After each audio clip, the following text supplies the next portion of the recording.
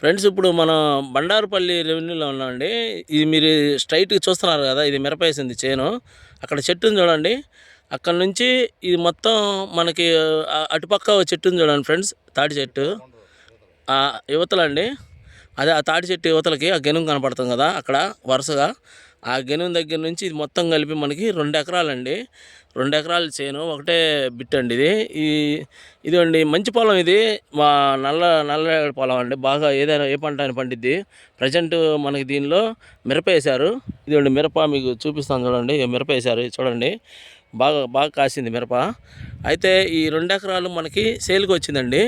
అంటే బండారుపల్లి రెవెన్యూలో మనకి ఇక్కడ 2 ఎకరాలు చేను మిరప వేశారు. ఇది బాగా ఉంది చేను. అయితే ఇది మీకు 2 ఎకరాలు ఇంట్రెస్ట్ ఉన్న వాళ్ళు ఎవరైనా సరే ఫోన్ చేయండి నాకు. అయితే బండారుపల్లి రెవెన్యూలో ఉందండి.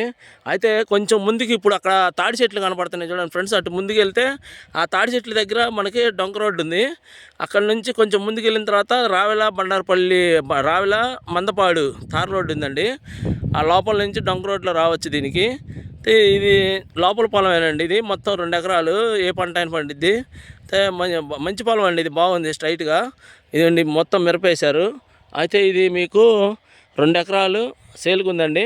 ఇంట్రెస్ట్ ఉన్న వాళ్ళు నాకు ఫోన్ చేయండి ఫ్రెండ్స్. బండారుపల్లి రెవెన్యూలో ఇది 2 ఎకరాలండి. లొకేషన్ వీడియో మీకు పెడతాను ఫోన్ చేస్తే. ఇంట్రెస్ట్ ఉన్న వాళ్ళు నాకు ఫోన్ చేయండి ఫ్రెండ్స్. మన ఛానల్ సబ్స్క్రైబ్ చేసుకోండి. ఉంటానండి. Bye friends.